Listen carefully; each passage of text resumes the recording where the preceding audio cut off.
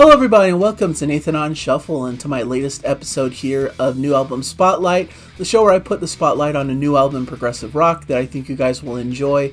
If you have similar tastes as me, if you like the same kind of music I do, if you like my other reviews I do on the channel, then chances are you're going to like the album that I'm talking about today. So I have for you guys the latest from Glass Hammer, and the album is called Rogue.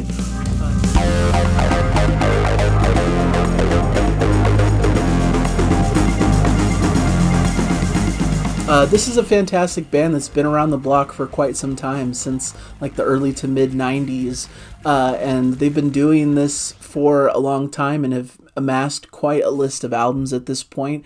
I think it was debated on one of the most recent Prog Corner live streams if this is their 22nd album or 23rd album.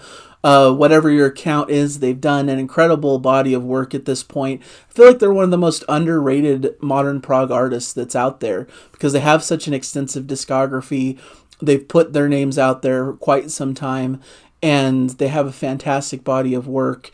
And yet they seem like one of the more obscure acts still to this day. So really interesting. They're one of my favorite US prog bands, carrying the torch since that 90s period for the genre. And what's cool about them, in my opinion, is that they go through a lot of different phases as a band. They've had over 20 different guest singers throughout their career. They always tend to pluck different singers into the mix to join them on their albums. And sometimes they lean into like classic prog influences like Yes and Genesis and those early band members. But recently they've been exploring kind of a harder edge to their sound, kind of a bit of this kind of classic metal like Black Sabbath of the 70s kind of style into their latest records. But still not sacrificing some of the symphonic prog elements. There's also a bit of this kind of psychedelic, like Ozric Tentacles, and some electronica kind of influences that they play with, some poppier kind of moments like on Three Cheers for the Brokenhearted. So a lot of different styles and things being played with. But it still remains at its core like classic progressive rock, which is my bread and butter, so I'm glad that it has that kind of a foundation.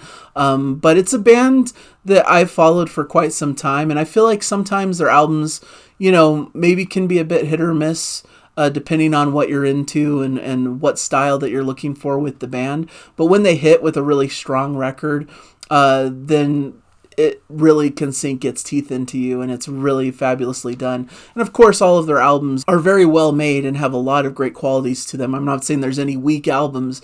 I'm just talking about how some play more into my personal preferences than others tend to.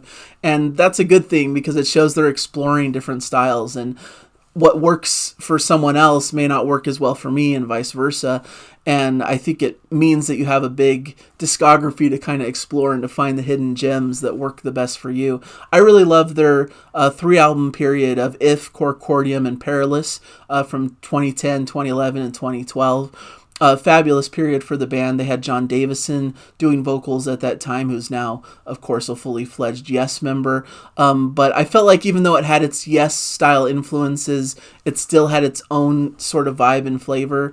And they were fabulous records. And I've really liked kind of their more recent trilogy also of Dreaming City, Scalagrim, Into the Breach, and At the Gate. I thought were fantastic, kind of a trio of this kind of sword and sorcery influence, subject matter, high fantasy, but done with a little bit of a heavier edge than what they'd been known for previously. And Arise from 2023 was also a fabulous record, which kind of feels in a similar wheelhouse as this one, Rogue. But I feel like this one, even more than Arise, goes back to their roots, goes back to kind of their early, more like bright, positive symphonic sound. But adds a little touchstone of different influences. There's a bit of this 80s electronica. There's some poppier leanings at moments. There's some psychedelic flavors, some Ozric Tentacles influence, and Tangerine Dream vibes. It's all here. It's a big mixture of a lot of different things. And what's cool about the band also is they're not just showing off for showing off's sake. They're not the type that are just going to play these flashy solos and are going to just overwhelm you with these like fast furious playing styles. They do things that service the music, that works well within this pastiche that they're creating, that works within the story they're telling, because all their albums tend to be concept records that are telling unique stories that are kind of steeped in sci-fi and fantasy worlds.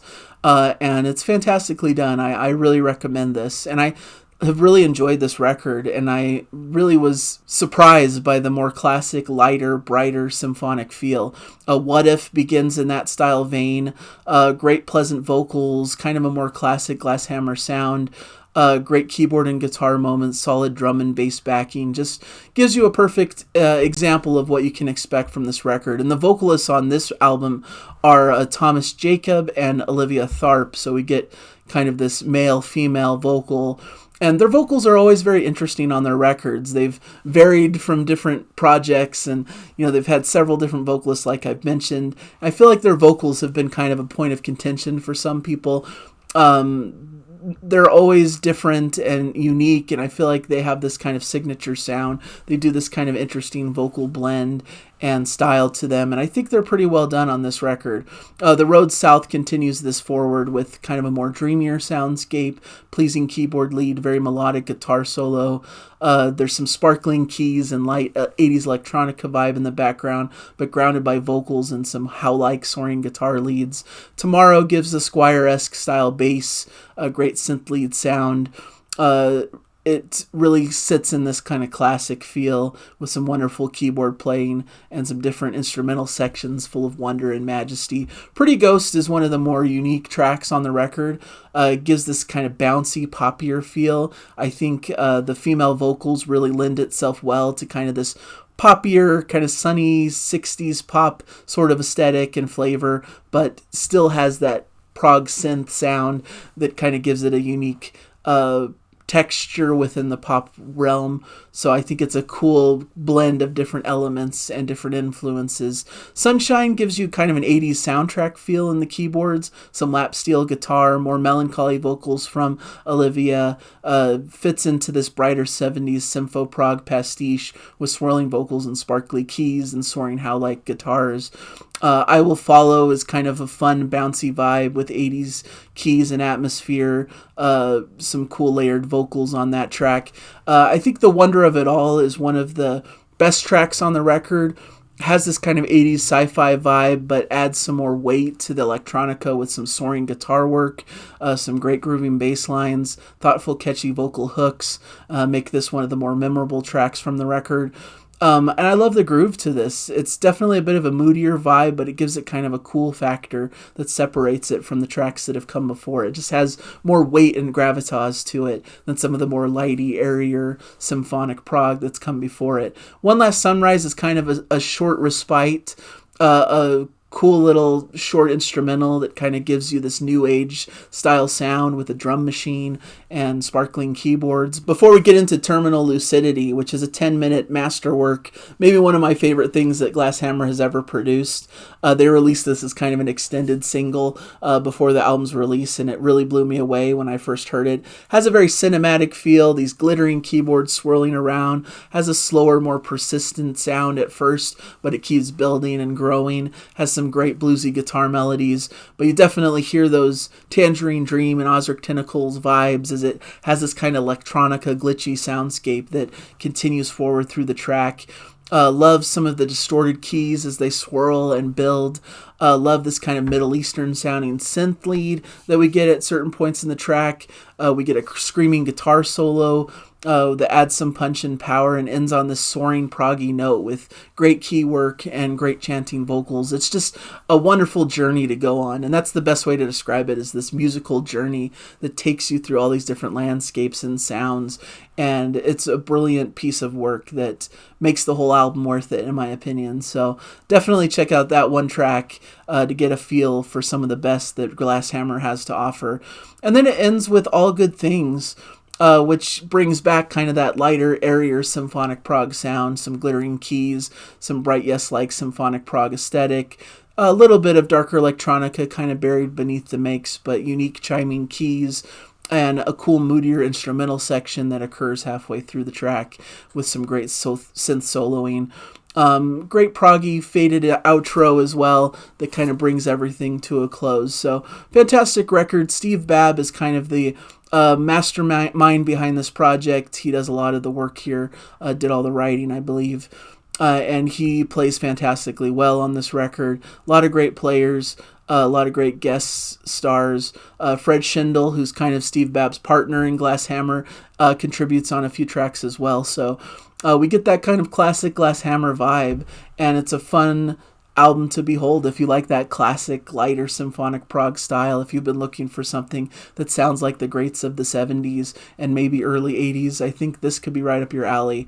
A band that's massively underrated and one of the best of kind of the third wave of prog, one of our greatest in the US scene at least, and I love their positive, uplifting messaging and their musical pastiche, which is very much in line with my tastes as a prog fan. So there you go, check it out if you haven't heard it before, if you haven't heard of the band before. This could be a fun entry point. Of course, If from 2010 is a great entry point as well. Some people would point back towards some of their earlier records like Chronometry. The Inconsolable Secret is a favorite for many. Lex Rex. They just have a lot of great records, and it's well worth diving in and exploring their catalog if you so choose to do so. So thank you guys for joining me. Hopefully you appreciated this review, and I'll hopefully catch you guys in a future episode if you like what I do here. So thank you guys. Subscribe if you haven't yet, and like and comment and all of the things that they ask you to do on YouTube would be much appreciated. And really just hang around and watch my videos if you're so inclined to. So thank you guys. A lot of great recommendations up ahead. A lot of great stuff coming in the prog world, and I can't wait to share it and talk to you about it. So bye everybody. Enjoy the music.